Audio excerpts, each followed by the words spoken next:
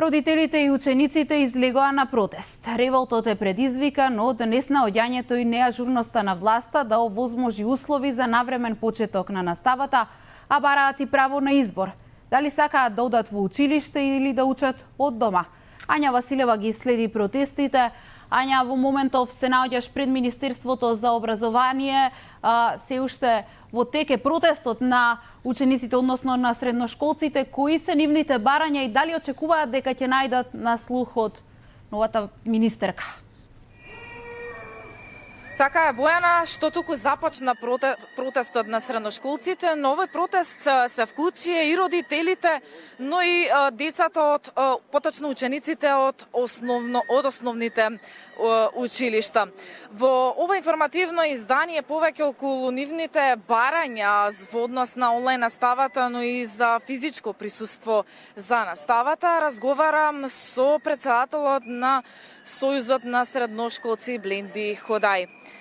Бленде, добар ден и ти благодарам што прифати поканата да бидеш дел од ова информативно издание на Алфа. Што туку беше на состанок со министерката за образование Мила Царовска?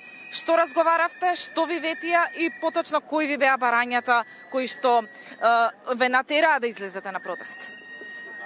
Фала ви на можност.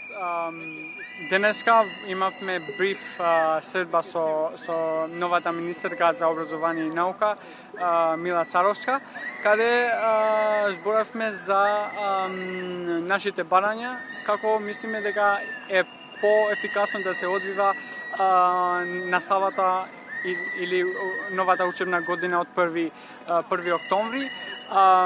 Ние мислиме дека новата министерка ќе има друг пристап, инклузивен пристап на донесувањето на одлуки и мислиме дека ќе имаме ќе направиме добри работи во образованието ако ќе имаме инклузивен пристап.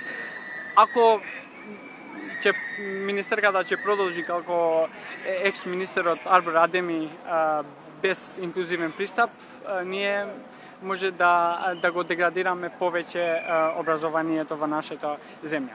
Така, кои се вашите барања? Прво, учениците, ние сакаме дека учениците да бидат признани како рамноправни партнери во донесување на одлуки, не само во училиште, па туку и на образовни политики, и на граѓанското општество, и на општество генерално.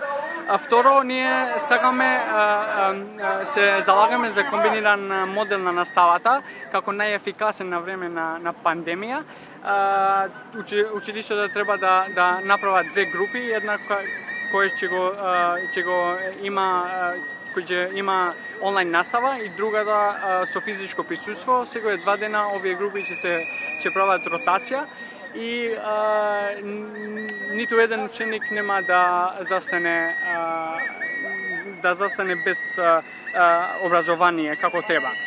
Трето, ние се залагаме за децентрализиран пристап, наместо на едно решение за сите групи, секој општина, секој град да одлучи за која метода е најбезбедна и најефикасна за почнување со учебната година. 4. Во стручните училишта праксата да се одвива со физичко присуство.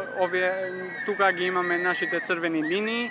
Обавезно учениците што доаѓаат од стручните училишта, праксата е да ја одвиват и да ја одвиват со физичко присуство, почитувачи ги заштитните мерки. И 5. Да се почитуваат мерките за здравствена хигиена, затоа што до сега ние немаме и сапун во нашите училишта, така што ако сакаме да дозволиме безбедно враќање на учениците во училишта, мора да имаме сите хигиени потреби што ни требаат во училиштето.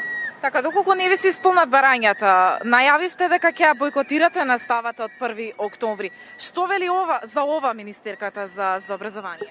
Министерката знае дека ако утре ќе се гласува за планот како ќе почне учебната година, ако утре немаме овие барања не ќе бидат преземени во предвид од страна на надлежните, ние од 1 октомври сигурно ќе продолжиме со бојкот на наставата. Бленди, ти благодарам за гостувањето во ова информативно издание на телевизија. Бојана, не протестираат само учениците, туку во 16 часот попладнево пред влада излегоа револтираните родители, каде што навистина, како што велат, имаат безброј дилеми, но и се револтирани во однос на одлуката на владата за тоа што учениците треба да учат од дома, поточно онлайн, и за оние деца од прво до трето оделение, каде што надлежните, односно здравствените и образовните институции одлучија тие да присуствуваат, поточно да учат со физичко присуство во училишните клупи. Родителите, како што велат, немаат доверба во онлайн наставата, но и бараат да бидат вклучени во сите овие одлуки кои што ги носат надлежните, со тоа што родителите сами да избираат како ќе ја посетуваат или како ќе учат нивните деца. Во продолжение ги најавувам и изјавите од родителите од протестот од пред владата. Сакаме како родители, лично јас од моје име, како родител, јас да имам право на избор моето дете дали да оди во училиште или да има онлайн настава. Не ја оспорувам одлуката за онлайн настава, за изборот на оние родители што сакаат да учат нивните деца, но сепак јас како родител сакам моето дете физичко присуство во училиште да има. Не сакам да има онлайн настава затоа што не верувам во онлайн наставата, не сум сигурна. Пред се наставниците и владата се уште немаат како ќе биде, што ќе биде онлайн наставата, а не децата. Оние кои сакаат онлайн, ќе си останат дома и ќе се учат дома онлайн. Меѓутоа, сметаме дека единствено во школото беше излез од она виртуелното и седење пред компјутери кои секое дете ги прави во текот на денот. Единствено во школа децата бегаа од таа виртуелност. Сега таа им е одземена, не по право на избор на родителот. Може би одредени родители сакаат да има онлайн настава, меѓутоа има доста голем број на родители што не се согласуваат со тоа. Така, Бојана, остануваме да го проследиме до крај овој протест на средношколците, но и на учениците и на родителите.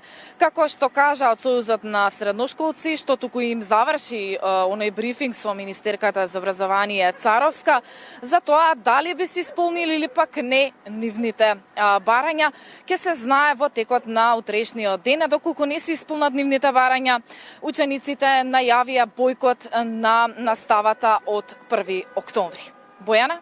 Ања, ти благодарам за ова вклучување и за овој извештај од денешните протести. 2 протести, еден на родителите, еден на средношколците, им се приклучија и оние помладите ученици.